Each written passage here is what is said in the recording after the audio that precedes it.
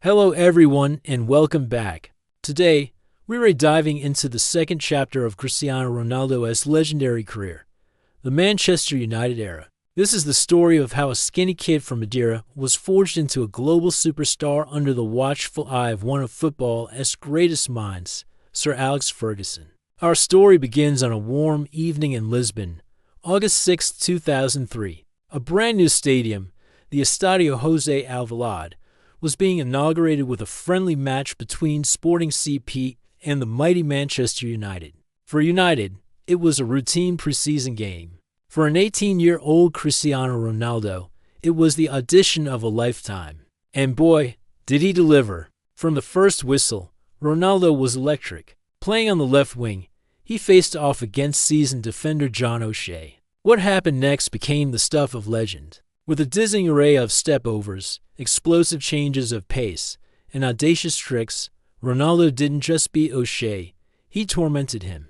The experienced Irish international was left chasing shadows, twisted inside and out by a teenager who played with no fear. The United players on the pitch couldn't believe what they were seeing. Legends like Roy Keane, Paul Scholes, and Ryan Giggs watched in awe as this unknown kid single-handedly dismantled their defense. It wasn't just flashy tricks, there was an end product. He was creating chances, delivering dangerous crosses, and driving his team forward with unstoppable momentum. By halftime, the chatter in the United dressing room wasn't about tactics. It was all about one player. Who is this kid? They asked. John O'Shea, reportedly needing an oxygen tank, simply said they had to sign him. Up in the stands, Sir Alex Ferguson was having the exact same thought. He had heard whispers about a talented Portuguese winger, but seeing him live was a revelation. Ferguson was a manager who trusted his gut, and his gut was screaming at him. He saw more than just a tricky winger. He saw raw, untamed potential. He saw incredible athleticism, a fierce competitive spirit, and a burning desire to be the best. He knew, right there and then, that he couldn't leave Lisbon without securing this player's signature. He famously said later that the United players on the plane home wouldn't stop talking about Ronaldo, urging him to sign him. But Ferguson was already one step ahead. He wasn't just considering it, he was making it happen. The negotiations were swift and decisive. Ferguson knew that other top European clubs, like Arsenal and Real Madrid, were circling. He couldn't risk losing this once-in-a-generation talent. He pulled the young Ronaldo aside after the game, speaking to him with the help of a translator. He promised him a place in the first team, a chance to develop, and a platform to become a star. For Ronaldo, who grew up idolizing the Premier League, it was a dream come true. The auras of players like Eric Cantona, David Beckham, and George Best were deeply embedded in the history of Manchester United's number 7 shirt. The idea of playing for such a club, under such a legendary manager, was irresistible. Just days later, the deal was done. Manchester United paid Sporting CP £12.4 million for the 18-year-old. At the time, it was a record fee for a teenager in English football history. Many pundits and fans were skeptical. It was a huge gamble on a player with very little top-level experience. Was he just a one-trick pony? Could his flashy style succeed in the rough and tumble of the Premier League? Sir Alex Ferguson, however, had no doubts. He wasn't just buying a player for the present. He was investing in the future of Manchester United. When Ronaldo arrived in Manchester, he was presented with the iconic number 7 shirt, vacated just a few months earlier by David Beckham. This wasn't just a number, it was a legacy. It had been worn by club legends like George Best, Brian Robson, Eric Cantona, and Beckham himself. The pressure was immense. In fact, Ronaldo initially asked for the number 28, the same number he wore at Sporting. He felt he wasn't ready to carry the weight of the number 7.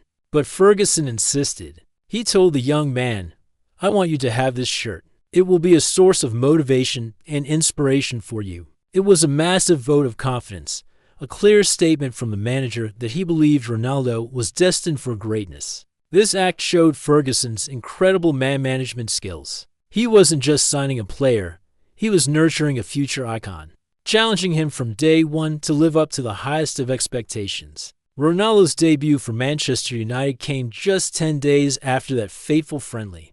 on August 16, 2003, at Old Trafford against Bolton Wanderers. He came on as a substitute in the 61st minute with United holding a slender 1-0 lead. The home crowd, buzzing with anticipation, rose to their feet. What they witnessed in the next 30 minutes was a glimpse of the magic to come. He was a whirlwind of activity. He immediately demanded the ball, running at defenders with that signature swagger.